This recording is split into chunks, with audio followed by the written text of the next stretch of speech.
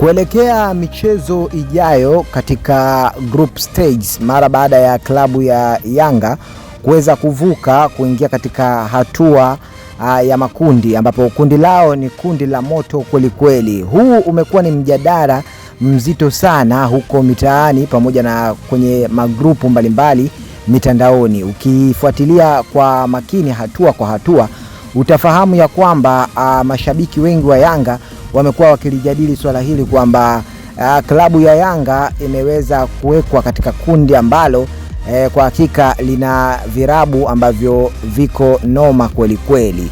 Sasa mimi ni kuambie kwamba hapa leo tumeweka mada mezani kuweza kujadili kwa pamoja kile ambacho kimekuwa kikiendelea kuzungumzwa mitandaoni, lakini pia maoni mbalimbali ya mashabiki wanayotoa dhidi ya kundi ambalo Young Africans wameweza kupangwa. Lakini pia ukitazama zaidi yale ambayo ameweza kuyasema namzungumzia team captain kutokea klabu ya Young Africans. Hapa namuongelea Dickson Job.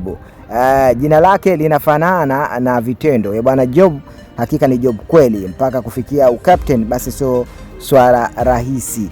Sasa Dickson Job naye ameweza kuongea mambo mengi sana kwa kuwatakia mashabiki wa Yanga shukrani kubwa kwa kuendelea kusupport klabu ya Yanga, lakini pia ametaka kuona namna ambavyo mashabiki wanaendelea kutoa support kubwa hasa kwa kipindi hiki cha michuano mikubwa hapa barani Afrika, kwa sababu ukiangalia michuano si midogo. Watu wanaendelea kupambana kuhakikisha kwamba mambo yote yanaendelea kuwa sawa na wana fight vilivyo kuonyesha njia mbalimbali ambazo klabu ya Young Africans itaendelea kuwa katika kilele cha kila siku. Yanga lengo lao kubwa ni kuweza kuchukua ubingwa huu.